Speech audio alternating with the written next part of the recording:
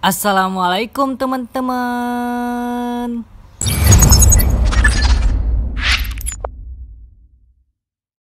Halo teman-teman semuanya, ketemu lagi nih dengan aku Muhammad Al-Falah di Belajar Bareng Falah.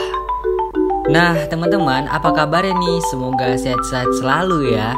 Nah teman-teman, aku pengen kasih tahu ini ada video keempat aku. Ini adalah video lanjutan dari video yang ketiga.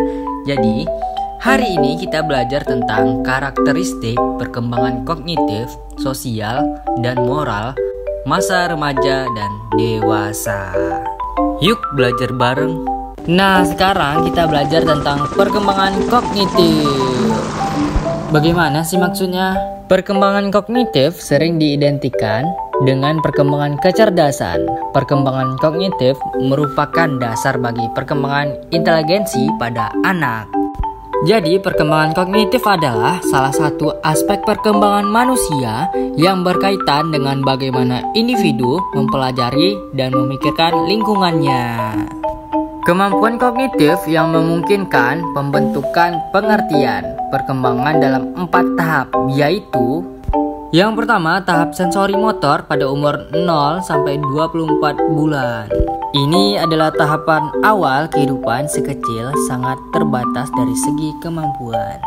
Yang kedua, tahap praoperasional, umur 24 bulan sampai 7 tahun. Ciri utamanya perkembangan kemampuan kognitif si kecil di tahap ini adalah mulai berkembangnya konsep intuitif dan menggunakan simbol.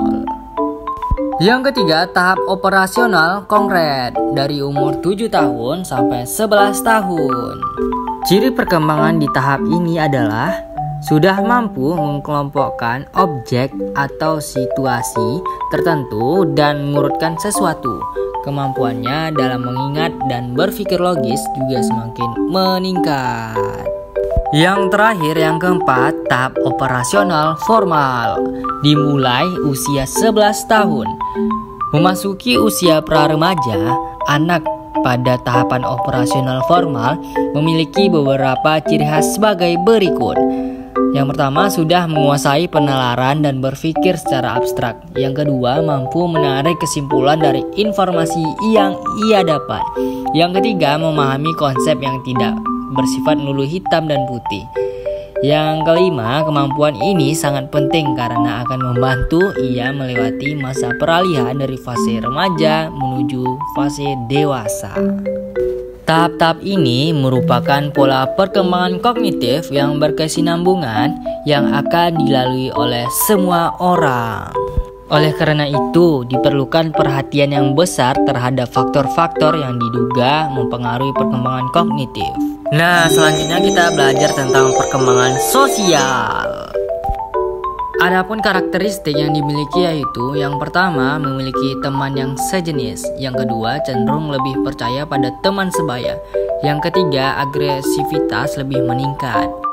Keempat, senang bergabung dalam kelompok. Kelima, memahami keberadaan bersama kelompok. Keenam, berpartisipasi dengan pekerjaan orang dewasa. Yang ketujuh, belajar membina persahabatan dengan orang lain. Dan yang terakhir, menunjukkan rasa setia kawan. Oleh karena itu, memungkinkan untuk meramalkan perilaku sosial yang normal pada usia tertentu. Nah, yang terakhir kita belajar tentang perkembangan moral. Tentu saja pada saat ini moral itu sangat sekali penting untuk kita, untuk bagaimana belajar menghargai, menghormati, dan bersifat toleransi kepada sesama. Setiap orang akan melalui pola perkembangan moral yang sama, yang terbagi dalam 3 tingkatan dan masing-masing menjadi 2, hingga keseluruhannya ada 6 stadium. Adapun karakteristiknya yaitu mengenal dan membedakan perilaku baik atau buruk dan sopan. Dan terdapat tingkatan-tingkatannya, yaitu yang pertama, moralitas prakonvensional. Yang kedua, prakonvensional yang terbagi dari 2, yaitu tahap moralitas heteronomi dan tahap individualisme. Moral masa remaja. Teori perkembangan moral menurut Congbert dalam Wong, masa remaja akhir dicirikan dengan suatu pertanyaan serius mengenai nilai moral dan individu. Remaja dapat dengan mudah mengambil peran lain. Mereka memahami tugas dan kewajiban berdasarkan hak timbal balik dengan orang lain.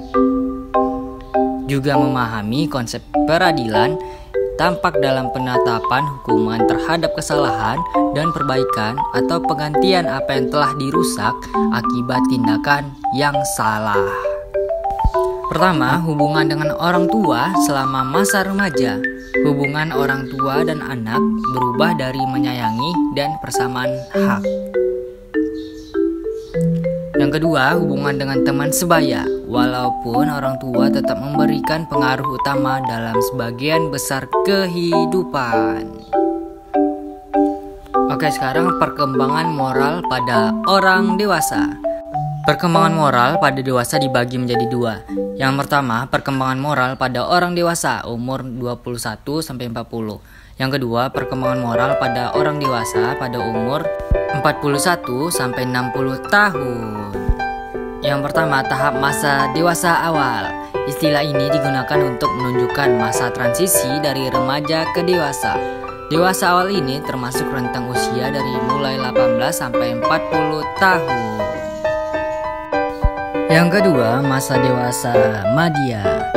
Tahap kedua dalam perkembangan kognitif orang dewasa dalam rentang usia 40-60 tahun merupakan masa terjadinya penurunan kemampuan fisik dan perluasan tanggung jawab, yaitu masa di mana individu menjadi lebih sadar akan usia muda dan berkurangnya jumlah waktu hidupnya. Ini adalah titik di mana seseorang berusaha meninggalkan sesuatu yang mempunyai makna kepada generasi. Nah, yang terakhir, masa dewasa akhir. Usia lanjut berada pada rentang usia 60 tahun hingga kematiannya. Perkembangan kognitif pada dewasa tahap akhir akan mengalami penurunan dalam beberapa aspek. Namun beberapa aspek lain tidak terpengaruh. Misalnya kecepatan memproses informasi dan mengeluarkan informasi yang telah disimpan dalam ingatannya. Namun hal ini akan sama dialami oleh setiap orang karena adanya perbedaan individu. Nah, gimana teman-teman? Seru bukan? Nah, jangan sampai ketinggalan di video selanjutnya ya.